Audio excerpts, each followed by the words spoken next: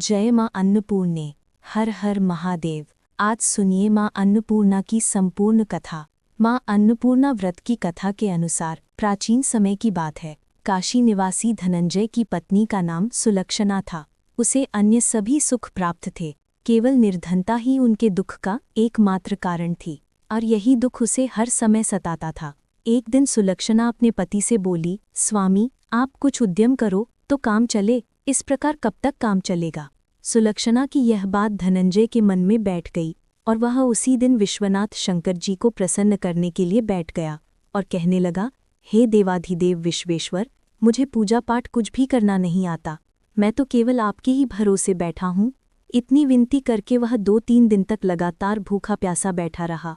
ये देखकर भगवान शंकर ने उसके कान में अन्नपूर्णा अन्नपूर्णा अन्नपूर्णा इस प्रकार 3 बार कहा।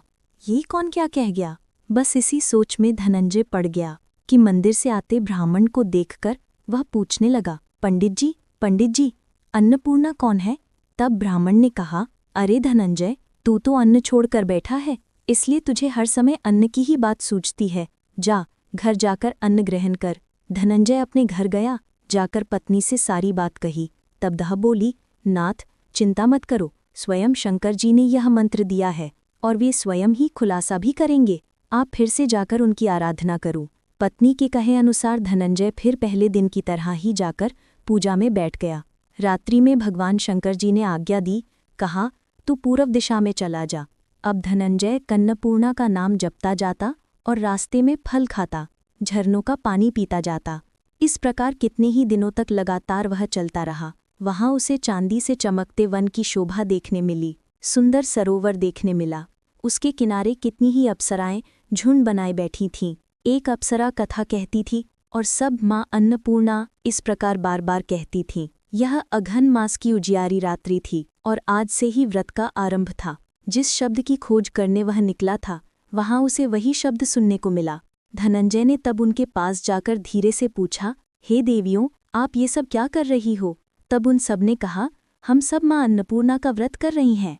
व्रत करने से क्या होता है और क्या यह व्रत किसी ने किया भी है, इसे कब किया जाए, कैसे किया जाए और इसकी कैसी विधि है, मुझसे भी कहो। धनंजय के कहने पर वे अप्सराएं कहने लगीं, इस व्रत को कोई भी कर सकता है। 21 दिन व्रत करने के लिए 21 गांठ वाला सूत लेना। 21 दिन यदि ना कर पाएं तो 1 दिन का ही उपवास करें, और यह भी ना करें तो केवल कथा सुनकर ही प्रसाद ले लें। निराहार रहकर कथा कहें। कथा सुनने वाला कोई न मिले तो पीपल के पत्तों को रखकर सुपारी या घृत कुमारी यानी ग्वार पाट को वृक्ष के सामने रखकर दीपक को साक्षी बनाकर सूर्य, गाय, तुलसी या महादेव को बिना कथाएं सुनाए मुख में अन्न मत डालना। यदि भूल से कुछ पड़ जाए तो 1 दिवस फिर उपवास करें। व्रत के दिन क्रोध न करें और झूठ न बोलें। अप्सराओं के द्वारा विधि बताने पर धनंजय बोला, फिर बताइए, इस व्रत के करने से क्या होगा। तब वे कहने लगीं, इसके करने से अंधे को नेत्र मिल जाता है, लूलों को हाथ मिल जाता है, निर्धन के घर धन के भंडार भर जाते हैं, बांझन को संतान मिलती है, मूर्ख को विद्या मिलती है, और जो जिस कामना से व्रत को करता है, माँ उसकी वह हर कामना पूर्ण करती है।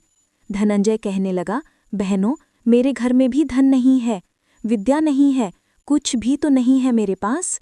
मैं तो दुखिया ब्राह्मण हूँ, मुझे इस व्रत का सूत दोगी क्या। हाँ भाई, तेरा कल्याण हो, हम तुझे सूत देंगी, ले, इस व्रत का मंगल सूत ले ले। तब धनंजय ने उन अप्सराओं से सूत लेकर व्रत को किया। व्रत पूरा हुआ, तभी सरोवर में से 21 खंड की स्वर्ण सीढ़ी हीरा मोती जड़ी हुई प्रकट हुई। धनंजय जय अन्नपूर्णा कहता जाता था। इस प्रकार जाने कितनी ही सीढ़ियां वह उतरता गया। तब अंदर जाकर उसने क्या देखा कि करोड़ों सूर्यों से प्रकाशमान माँ अन्नपूर्णा का मंदिर है।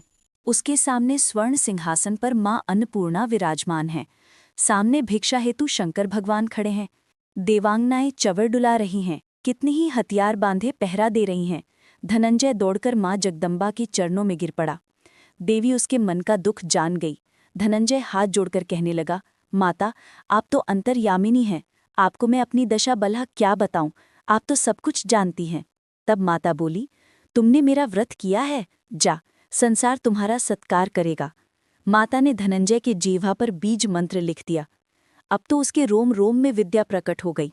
इतने में क्या देखता है कि वो काशी विश्वनाथ के मंदिर में खड़ा है। माँ का वरदान लेकर धनंजय घर आया। अपनी पत्नी सुलक्षणा से सारी बात कही। माताजी की कृपा से उसके घर में धन संपत्ति उमड़ने लगी। छोटा सा घर बहुत बड़ा गिना जाने लगा।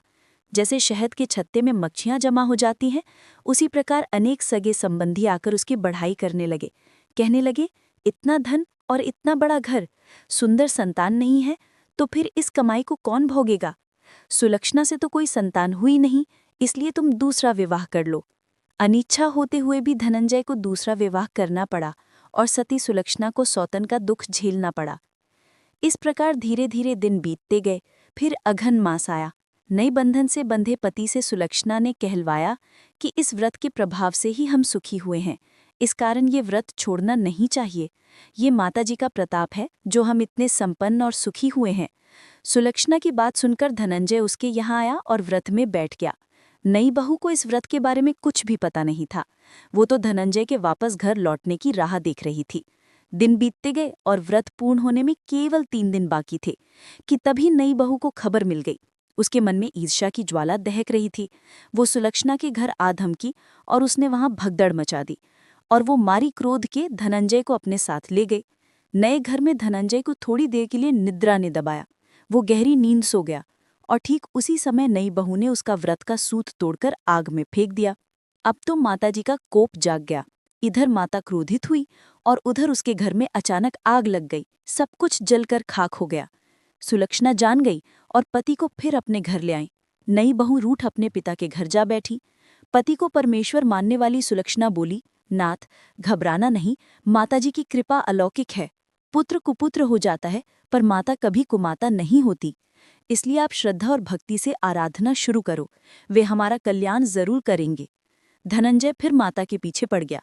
फिर वही सरोवर सीढ़ी प्रकट हुई और उसमें वो माँ अन्नपूर्णा कहकर उतर गया। वहां जाकर माता के चरणों में करुण क्रंदन करने लगा, विलाप करने लगा। माता प्रसन्न होकर बोली, ये मेरी स्वर्ण की मूर्ति ले, उसकी पूजा करना, तू फिर सुखी हो जाएगा। जा, तुझे मेरा आशीर्वाद है। तेरी पत्नी सुलक्षणा ने श्रद्धा से मेरा व्रत किया है, उसे मैंने पुत्र का वरदान दिया है।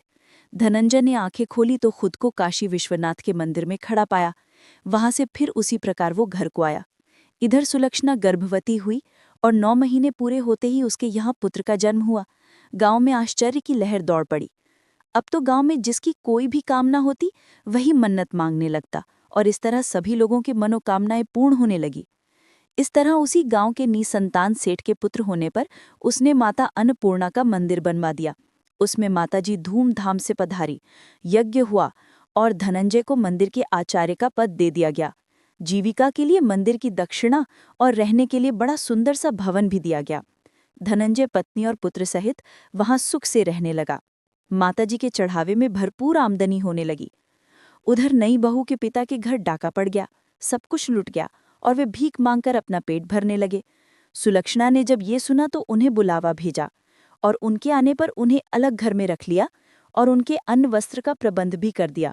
धनंजय, सुलक्षणा और उसका पुत्र माताजी की कृपा से आनंद से रहने लगे। माताजी ने जैसे उनके भंडार भरे वैसे सबके भंडार भरे। सभी प्रेम से बोलिए, अन्नपूर्णा माता की जय। धन्यवाद। अगर आपको ये कथा भावपूर्ण लगी हो तो कृपया इसे शेयर करें और हमारे चैनल ऋतु की कहानियाँ को सब्सक्राइब करना न भूलें। अन्य कथाओं के लिए जुड़े रहिए। जय श्री कृष्ण।